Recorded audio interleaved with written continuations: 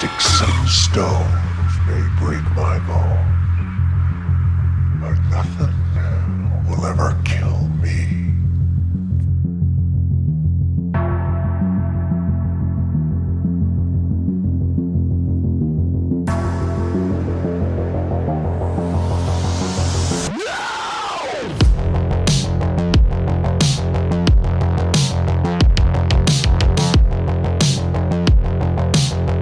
No. Be afraid. Be very afraid.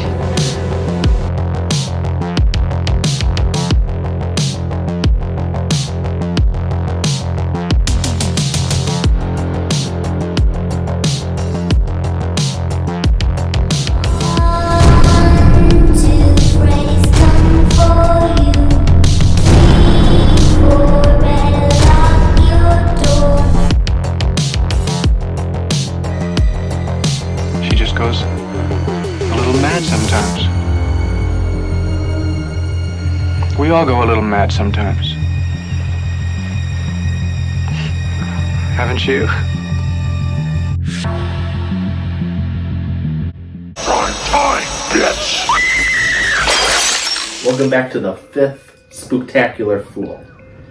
And finally, today I'm talking about probably one of the weirdest, most bizarre, interesting, recent movie characters.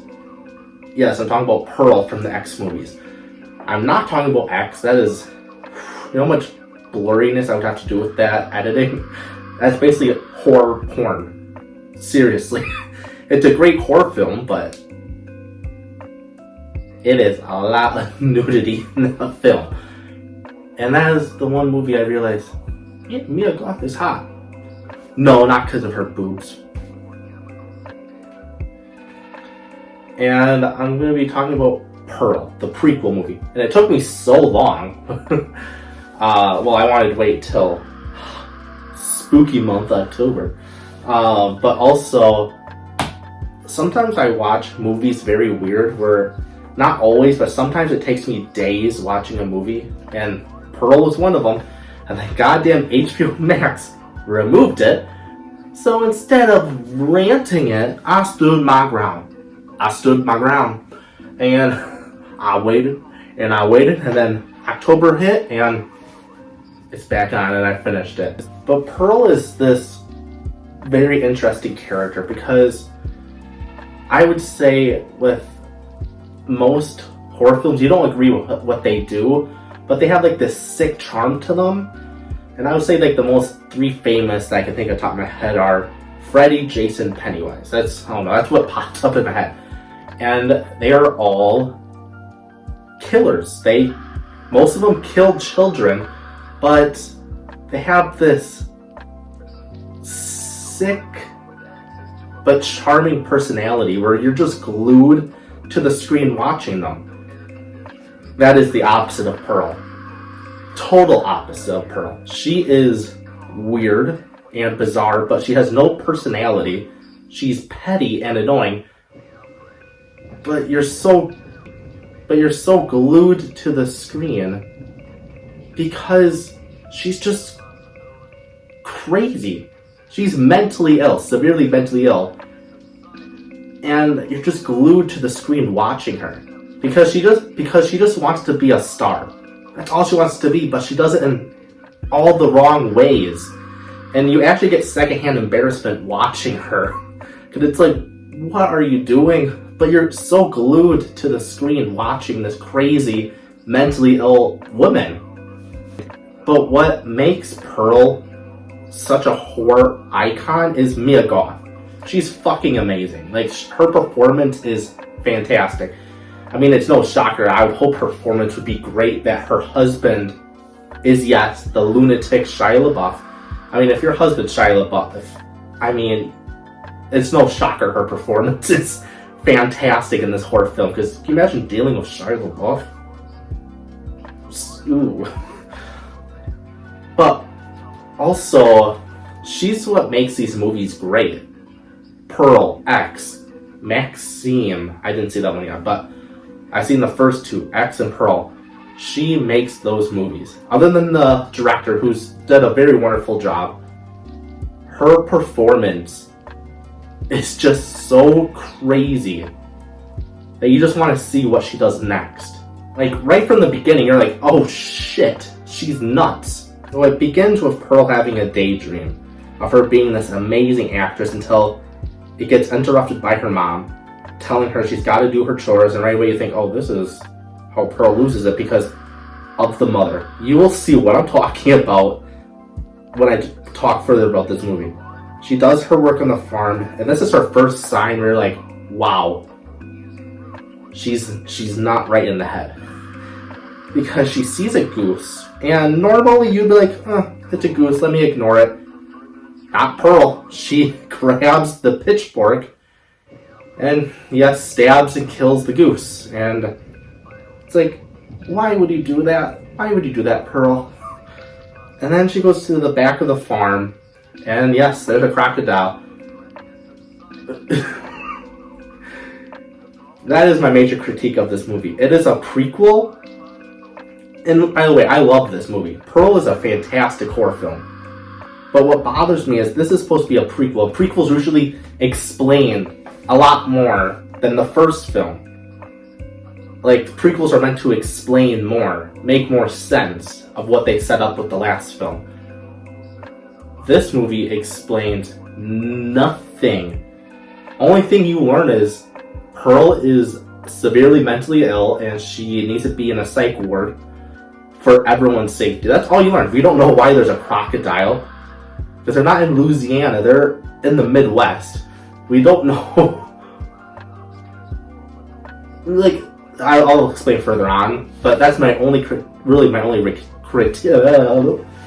Can I fake? I'm filming this very late, by the way. But that's my only critique about this movie, is for a prequel, they explain nothing. So then she goes and gets medicine for her dad, because her dad has the Spanish flu, or is recovering from the Spanish flu, and she gets it, but instead of going back, she watches a movie, an early 1900s movie. And were those any good? I mean, they had description and it was silent. Were those good? Like, can you imagine watching a 30-minute video about everything's silent, but there's someone like dancing, acting crazy with description? Could you watch 30 to an hour? So I'm pretty sure in the early 1900s it was like an hour long. It wasn't a long feature because it was before our modern technology. By the way, I'm very grateful. Yes, this country is going to shit. This world is going to shit, but I am grateful for modern movies with sound and sound effects, because I don't think I could survive back then. That would be my entertainment. Then we meet Superman. David Cornsweet. Damn straight, that's David Cornsweet. The wonderful David Cornsweet. He's the projector man of this. He's the projector man of the theater. And him and Pearl talk, they connect. She likes him. He's a flirt. Then we get another scene where it's like, oh my god, she's crazy. There's so many secondhand embarrassment, like so much crazy ones. They're like, this is your face, like, God, there you go. So she rides her bike home and she loses the paper the projector man gave her. I think it had his number. And she tries to recover it, and she sees this very realistic scarecrow in the cornfield. And my first thought was, oh, my theory is this family's crazy and they killed this poor guy and they put him up as a scarecrow. I was dead wrong. This just a scarecrow that's suspiciously very realistic. Like, it looks like a real man. And guess what she does to the scarecrow? Let's play a game of poor Jeopardy. Because let's just play some Jeopardy. And that'll be your game host. I'm so charming, as you can see. So we got A, will she kiss it? B, will she talk to it like it's a real person? C, oh, this is dark, will she rape the poor scarecrow? D, all above. I'll give you a few seconds. Ooh.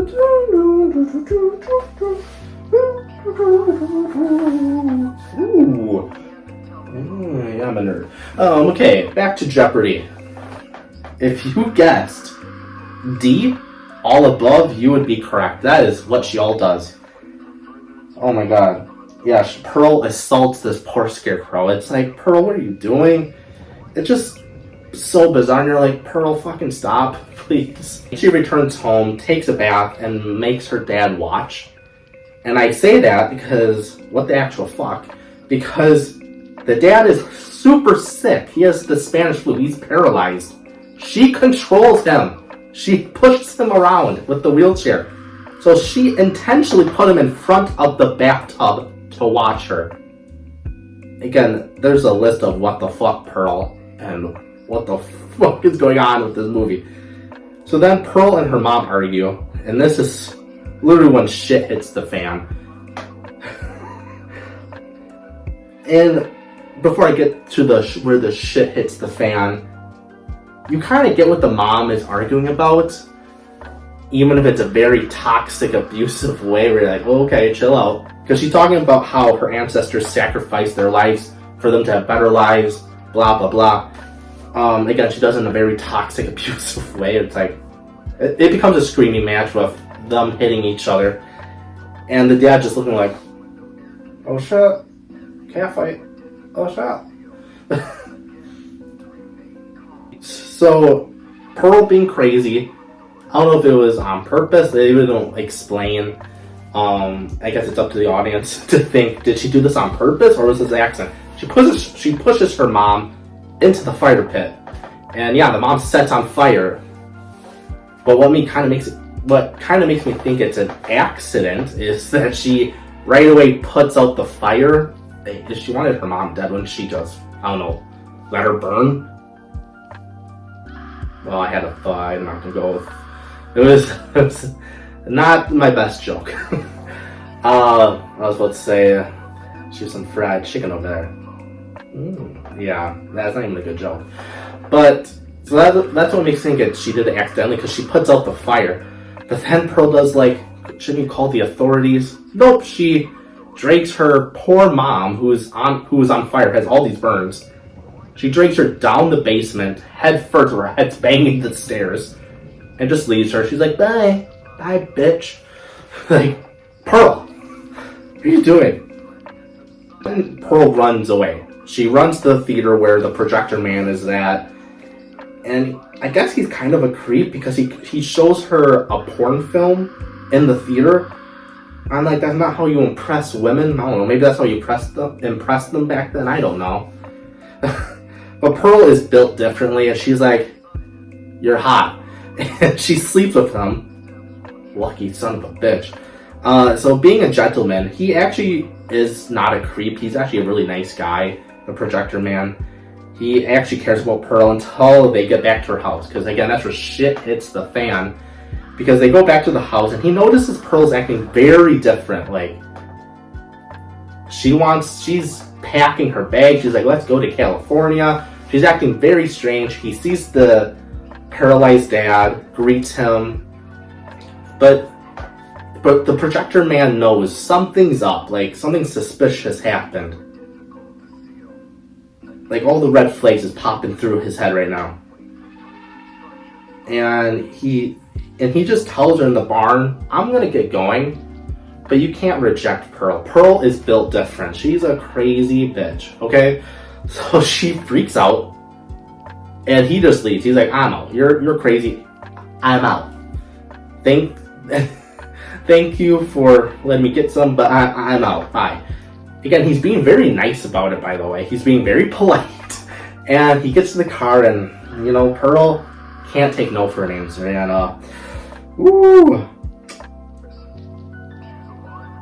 she stabs him with a pitchfork over and over. And it's like, Pearl, he didn't deserve that. And then the crazy bitch feeds him to the crocodile. It's like, what? Then she's off to the audition to Stardom. That's a foreshadow. It doesn't go well. And it goes as he thought. She didn't get the part. even I can't lie, the audition scene, she did pretty damn well. She was pretty good. If you understand that reference, thank you. But her performance wasn't that bad. But it was the early 1900s, and I guess the casting directors were like, Germany 1940s, only the blondes can pass, because that's what they wanted. They only wanted blondes, and they don't understand. They said no to not a normal woman. They said no to Pearl. And they're dealing with an evil psychopath, and she has a severe mental breakdown. Probably actually the best scene of the film, because she freaks out, and it's a really amazing scene, but she's nuts. Until her cousin, who also went to the audition, tries to comfort her and brings her back home. And again, when I say this movie is all about shit hitting the fan, this is when shit hits the motherfucking fan again. So her cousin tries to make Pearl feel better. Everyone in the movie tries making her feel better, but she's such a crazy lunatic. She can't listen. And she just asked her, tell her how she feels. So then Pearl pretends her cousin's Howard. Who's Howard? You might be asking. Well, that's the husband from the first movie, X. So she spills out her emotions about how much she loves and hates Howard, wants him to die, but also doesn't want to. Again, she's crazy. And again, she loves Howard, right? And again, she says she regrets cheating on the husband, but does she really? You did practice on a scarecrow. And then she confesses all the murders she's done. And then she says she regrets it again. Does she? I would understand if you accidentally killed one person, but she killed she's a serial killer. She killed multiple people. Again, do you have regrets? And if I was the cousin, I would run away. I don't care if I got heels on. I would run with those fucking heels, okay? And then showing how petty Pearl is. Pearl tells her, hey, just tell me you got the part. I know you got the part. You're blonde, you got the part. I'm fine, I'll get over it. The cousin's like, oh, cool, yeah, I got the part. Pearl turns that around because she's a petty bitch. And she's like, you fucking bitch. Literally, that's basically the scene. She's like, you bitch. And the cousin's like, yeah, I'm going. Cousin goes, Pearl's like, grabs the axe and chases the poor cousin, catches up, chops her up in pieces. The last 5 minutes is the craziest thing I've seen in a movie. It's nuts. It's gory. It's crazy. It's disturbing. It's like, ugh. Because after she chops up the poor cousin and feeds it to the crocodile, she goes back in the house, brings her mom up, brings her dad to the dinner room. By the way, they're all dead. But she acts like they're still alive. And then poor Howard gets home and he looks at it. He's horrified. He's like, what the fuck? And then Pearl's just there smiling like, hey, what's up, hon? And that's how the movie ends. It's nuts. And my thing is, with the husband, why did he kill those people in the first movie then? Because from this prequel, it seems Howard was horrified. He didn't justify it. He didn't agree with her. He was horrified by Pearl's action. But then you watch the X movie when they're all old, and they're old people killers, by the way. X is another crazy movie that's fantastic. He's an old man that kills with Pearl. And he doesn't seem concerned. He doesn't seem scared. He doesn't seem like he's forced to. So I guess the director's saying that Howard was so scared that he's going to do anything so she doesn't kill him. I don't know. Again, I only wish they would explain a little bit more with this movie. It is a prequel. Other than that, this is fantastic. It's an amazing horror film. It does, warning if you do watch this movie, it does make you feel icky at the end, like, ugh. Why did I do that face? I'm sorry.